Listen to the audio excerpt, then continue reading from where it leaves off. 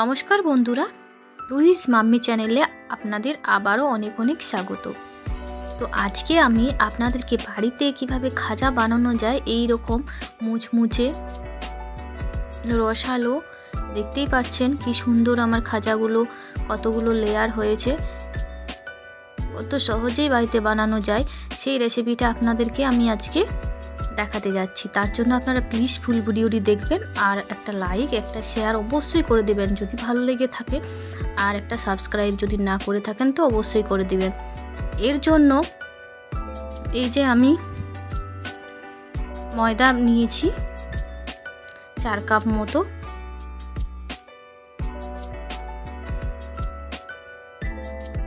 আর আমি এখানে ঘি নিয়েছি।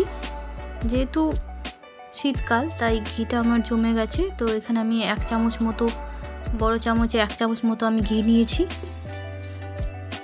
ঘিটা দিয়ে আমি হাতের সাহায্যে এই ময়দাটার সাথে খুব সুন্দরভাবে মিশিয়ে নেব।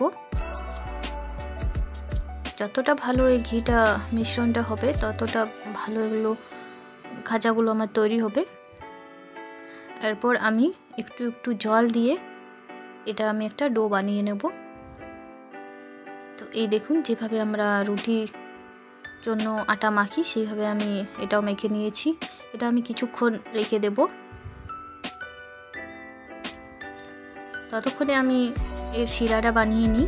এর জন্য আমি এই যে 2 কাপ মতো চিনি নিয়েছি, আর জল নিয়েছি আমি 1 কাপ মতো। 2 কাপ চিনিতে আমি 1 কাপ জল দিয়েছি। জলের পরিমাণটা আমার হাফ আছে চিনির তুলনায়। এরপর আমি এতে কয়েকটা এলাচ দিয়ে দিয়েছি সুন্দর গন্ধের জন্য। এটার আমি শিরাটা বানিয়ে নেব এরপর।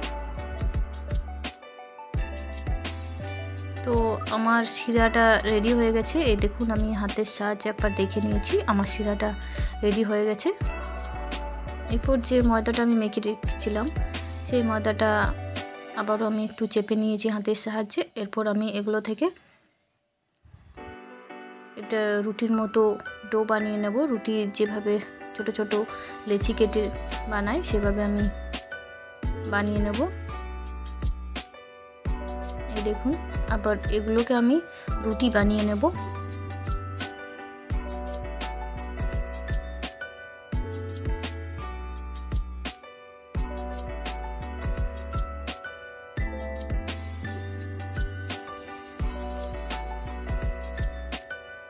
এই দেখুন, এইভাবে আমি পাতলা, যতটা সম্ভব আমার পাতলা বেলা গেল আমি ততটা পাতলা বানিয়ে নিয়েছি। পরপর আবারও আমি বাকি যে বলগুলো বানিয়েছিলাম সবগুলোর আমি রুটি বেলে নিয়েছি। এরপর আমি একটা রুটির গায়ে এইভাবে একটু সাদা তেল দিয়ে মেখে নিয়েছি। পুরোটা রুটির গায়ে আমি তেলটা মেখে নিয়েছি।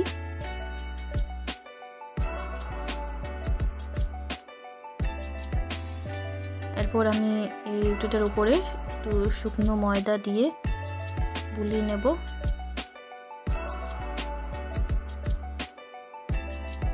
এরপর এই যে আমার একটা রুটির ওপরে এরপর আমি আরেকটা রুটি দিয়ে দেব।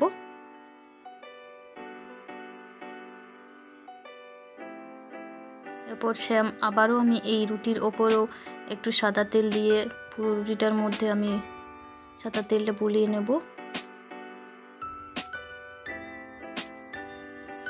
আর ওপর থেকে আমি আবারও একটু শুকনো ময়দা দিয়ে বুলিয়ে আবারও আমি আরেকটা রুটি এর উপরে দিয়ে দেব।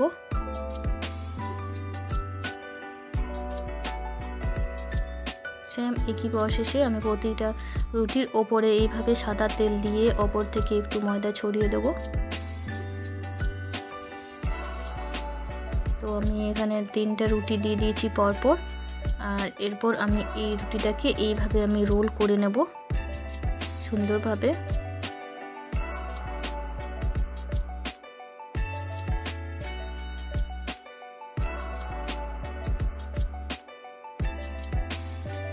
এরপর আমি একটা ছুরির সাহায্যে এগুলো পিস পিস কেটে নেব।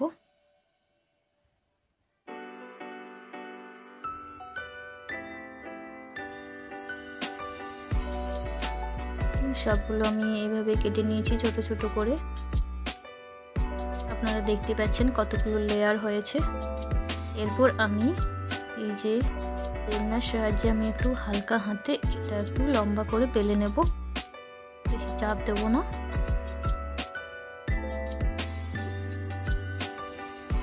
দেখুন এইভাবে সবকটা আমি বানিয়ে নিয়েছি।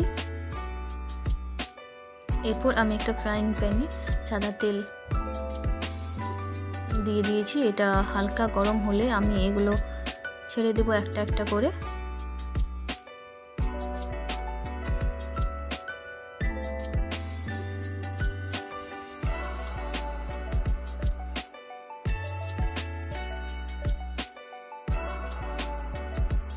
এগুলো আমাকে মনে রাখবেন, এগুলো হালকা আঁচে এগুলো ভাজতে হবে।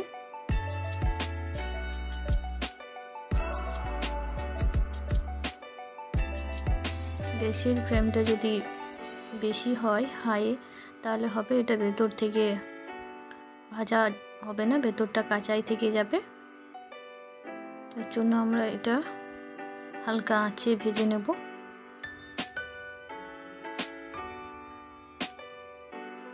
এইভাবে আমি উল্টে পাল্টে সবকটা ভেজে নেব লাল লাল করে।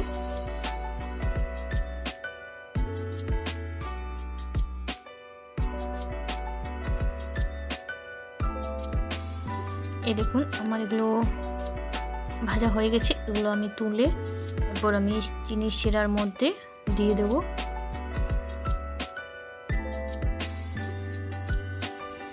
এই দেখুন চিনির শিরা দেওয়ার পরেই আমি একটু ভিজিয়ে আমি এগুলো তুলে নেব।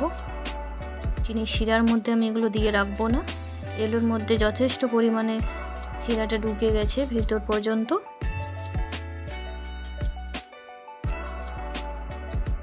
আমি এগুলো সব তুলে নেব।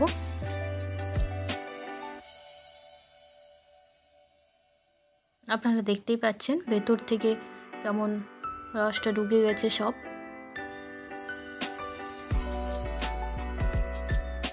এরপর আবারও একই প্রসেসে আমি বাকি খাজাগুলো ভেজে নিয়েছি।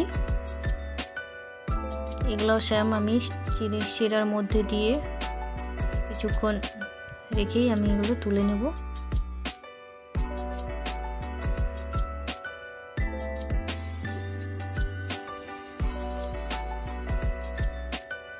তো আমার এইভাবে আমি খাজাগুলো রেডি করেছি।